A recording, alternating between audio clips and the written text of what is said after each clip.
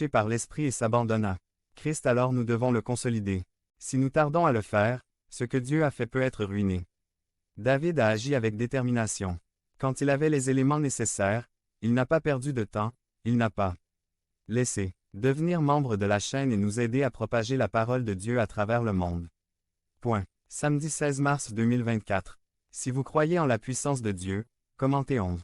11. Sa foi a échoué et il n'a permis à personne d'autre de lui dire quoi. Vivons comme une seule chair avec la femme ou l'homme que Dieu nous a donné pour le glorifier jusqu'à ce que la mort nous fasse partie.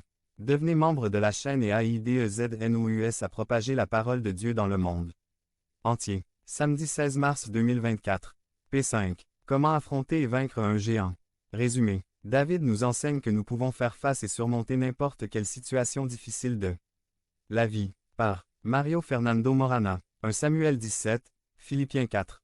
13. Comment affronter et vaincre un géant. Par Mario Fernando Morana. morana@synecti.com.ar. Les problèmes et les obstacles font partie de la vie. Ils l'ont toujours été et le seront toujours. Beaucoup de gens ne savent pas quoi en faire.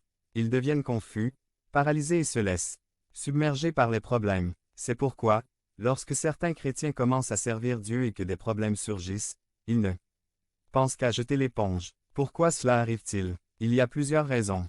Pensée négative, sentiment d'infériorité, paroles négatives des autres. Israël au temps du roi Saül avait un obstacle appelé Goliath. Il était un héros des Philistins, un peuple ennemi d'Israël. Cet obstacle dérangeait, opprimait et embarrassait la nation. Jusqu'au jour où quelqu'un osa lui tenir tête. Cette personne était David et il a beaucoup à nous apprendre. Voici quelques clés pour affronter et surmonter les obstacles. 1. Vous devez affronter le géant. Vers 32. Cela peut paraître évident, mais c'est le point de départ. David a vu que tout le monde était bouleversé, inquiet, effrayé, mais que personne ne faisait rien pour résoudre le problème. Ils n'ont même pas essayé. Il était déterminé à affronter l'obstacle qu'avait Israël. Goliath. Quand il y a un problème, on ne résout rien en le regardant et en pleurant devant lui. Il faut faire quelque chose, il faut agir. N'ayez pas peur des obstacles. Affronte-les. Goliath semblait très fort, mais il ne l'était pas si fort. Une petite pierre suffisait à le renverser. Lorsque nous serons confrontés à des obstacles, nous découvrirons qu'ils ne sont pas aussi forts que nous le pensions. Quels sont les obstacles dans votre vie? Quels sont les obstacles dans votre ministère? Êtes-vous prêt à faire quelque chose? Ou allez-vous continuer à souffrir sans rien faire? Ne laissez pas le découragement vous dominer ni les pensées négatives vous envahir.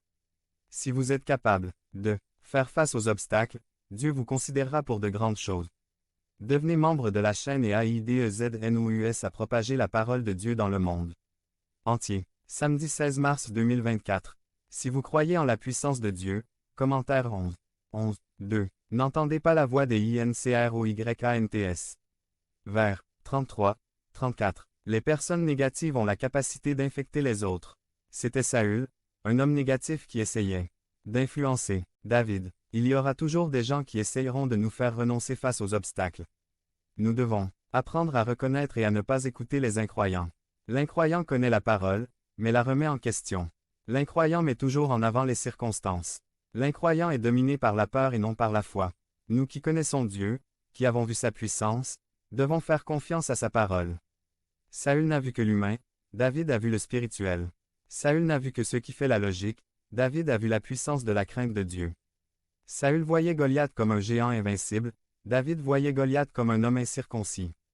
Vulnérable. Cet objectif est fou. Cette cellule ne peut pas grandir, tu ne pourras pas former ton 12, je ne pense pas que ta famille sera sauvée. Vous ne pouvez pas payer cette dette. N'écoutez pas ceux qui ignorent la puissance de Dieu. N'écoutez pas ceux qui n'ont pas de fruits. Il y a des gens qui ne savent que parler. Saül avait déjà été rejeté par Dieu. Quand quelqu'un vient avec l'esprit de Saül, ne faites pas attention à lui.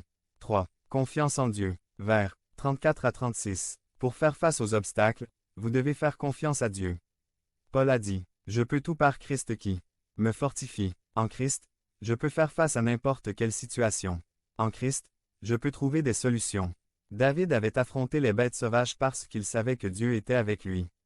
Il utilisa désormais cette même foi pour affronter Goliath. C'est votre foi en Dieu qui fera bouger la main toute puissante en votre faveur. David avait appris qu'il n'y a aucune difficulté qui ne puisse être surmontée.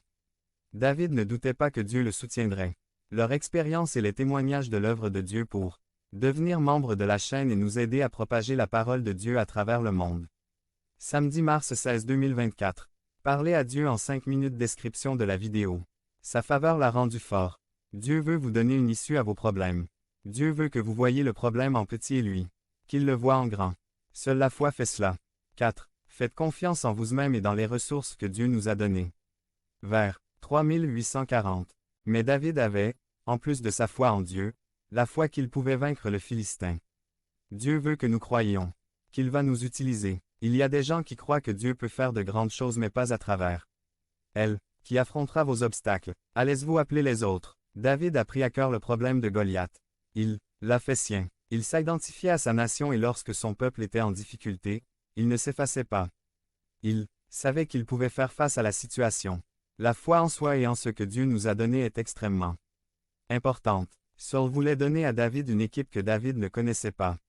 David le rejeta et prit ce qu'il connaissait. Un bâton et 5 pierres. Cela lui suffisait pour affronter l'obstacle. Dieu ne vous utilisera pas avec ce que vous n'avez pas. Dieu ne vous demandera pas ce que vous n'avez pas. Dieu nous utilise toujours et nous demande ce que nous avons. C'est pourquoi, lorsque nous refusons à Dieu quelque chose qu'il nous demande, nous n'avons aucune excuse. Dans la multiplication des pains et des poissons, Jésus a multiplié ce qui était, il ne s'est pas soucié de ce qui n'était pas. Je ne suis pas apte à être un leader, je ne peux pas me multiplier, je ne pourrai pas le faire à l'école. Tous ceux qui parlent ainsi, sont ainsi dans leur vie. Comment pouvez-vous progresser si vous n'y croyez pas? Point. Arrêtez de prophétiser la misère, la défaite, l'échec. Avouez que vous pouvez tout faire par Christ. Avouez que vous êtes un enfant de Dieu, que vous êtes une race élue, un sacerdoce royal, une nation sainte. Avouez que vous êtes un élu de Dieu. Illustre. Une publicité pour une huile automobile disait: un moteur propre aura toujours